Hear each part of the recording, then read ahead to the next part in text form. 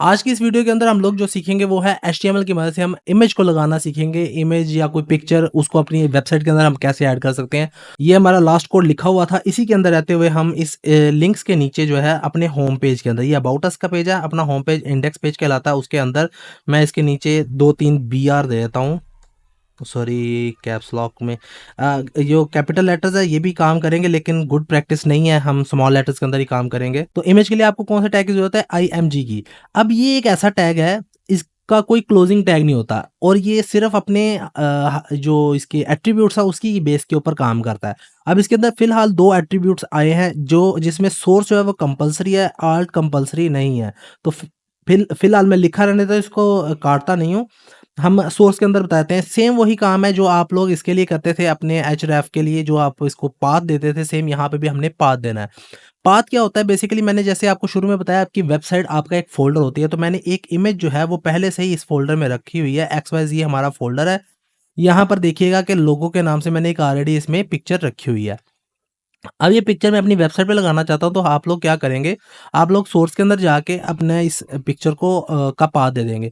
सो अगर तो ये किसी और फ़ोल्डर में होती तो आपको देना पड़ता C:/, ठीक है ना? :/ और फिर उसका अगला पाथ, दूसरा, तीसरा, चौथा, सारा उसका एग्ज़ैक्ट पाथ देना पड़ता। लेकिन चूँकि अब ये एक ही फ़ोल्डर में है, यहाँ से अगर मैं आपको फ़ोल्डर भी खोल के दिखाऊँ तो ये देखिए यहाँ पर logo.png की फ़ाइल पड़ी हुई है, तो आप जस्ट यहाँ पे लिखेंगे logo.png, बस आपके साथ ये लिंक हो जाएगी। हाँ, अगर ये फ़ाइल यहाँ पे अगर मैं एक न्यू फ़ोल्डर बनाता हूँ और इमेजेस का फ़ोल्डर के अंदर पड़ी होती है, लेट्स सपोज़ मैं इसको उठा के इसके अंदर रख लेता हूँ और मूव कर देता हूँ। तो अब ये आपके फ़ोल्डर के अंदर एक मैंने फ़ोल्डर और बना दिया है इमेजेस का, और इमेजेस के अंदर ये फ़ाइल है। तो देखिए यहाँ पे भी अगर मैं आपको इसमें से दिखाऊँ, XYZ के अंदर से दिखाऊँ, तो ये देखिएगा अब इसके अंदर एक और फ़ोल्डर बन गया, फ़ोल्डर के अंदर वो इमेज पड़ी हुई है। सो इस तरीके से अगर आप लोगों ने इसको अब लिंक देना, तो आप क्या करोगे, यहाँ पे आप logo.png नहीं दोगे, बल्कि पहले आप उस फ़ोल्डर का नाम दोगे images/logo.png। अब ये उसको वहाँ से खुद ब खुद फेच कर लेगा। सेव करके जैसे ही मैं इसको अपने ब्राउज़र पे रन करता हूँ, तो ये देखिएगा ये इमेज हमारे पास यहाँ पर आ गया है। ठीक है? इसका मतलब हमारा इमेज यहाँ पर सक्सेसफुली लग गया है। लेकिन अगर पाथ कंप्लीट नहीं होगा तो यहाँ पर ये इमेज नहीं लगेगा। अब एक और चीज़ क्या है कि ये काम क्या करता है, जो हमारा ऑल टेक्स्ट है, यहाँ पे मैं लिख देता हूँ this is an image. Some time internet नहीं आ रहा होता, तो आपकी जो है इमेज जो वो लोड नहीं होती, तो जब वो इमेज लोड नहीं होती तो उसकी जगह पर ये मैसेज शो हो जाता है जो भी यहाँ पर आपने लिखा होता है। मैं इसको सेव करके एक दफ़ा ब्राउज़र में दिखाता हूँ, अभी ये आपको नज़र नहीं आएगा।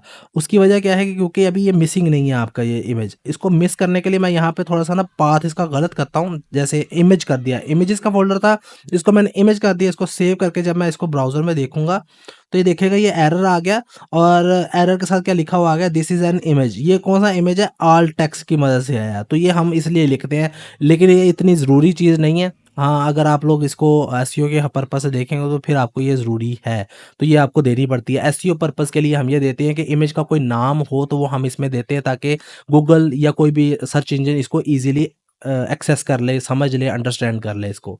तो इस तरीके से आप लोग इमेजेस लगा सकते हैं। अब इसके अंदर एक और एट्रीब्यूट है विड्थ और हाइट का। विड्थ अगर मैं कर देता हूँ 200 पिक्सल, सेव करके अगर मैं इसको ब्राउज़र पे, सॉरी यहाँ पे मुझे इसको पाथ एग्जैक्ट देना पड़ेगा। सेव करके यहाँ पे अगर मैं इसको अपने ब्राउज़र में चेक करता हूँ तो ये देखिएगा इमेज छोटा हो गया, इसकी विड्थ 200 हो गई है। अब ये क्या है, उसी एक्सपेक्ट रेशो से इसने इसकी हाइट भी कम कर दी है। लेकिन अगर आप दोनों चीज़ें एक साथ दोगे और उसकी हाइट विड्थ अपनी मर्ज़ी से दोगे, हाइट भी दे देते हो और उसको आप कर देते हो 50 पिक्सल, तो क्या होगा, ये इसको डिस्टर्ब कर देगी, आपकी पिक्चर ख़राब हो जाएगी। जैसे कि मैं आपको दिखाता हूँ, ये देखो। ठीक है? सो आप कोशिश करें कि आप या तो हाइट दें या विड्थ दें। वो ऑटोमैटिकली, अगर आप हाइट देंगे तो उसके रेशो की मदद से सेम रेशो के साथ उसकी विड्थ को भी वो एडजस्ट कर लेगा। लेकिन अगर आप दोनों उसको साइज़ेस दे देंगे, वो आपकी बात तो मान लेगा लेकिन इमेज ख़राब हो जाएगा। तो मुझे उम्मीद है कि आपको ये लेक्चर की भी समझ लगी होगी। अगर कोई क्वेश्चन हो तो कमेंट सेक्शन में आप लोग पूछ सकते हैं।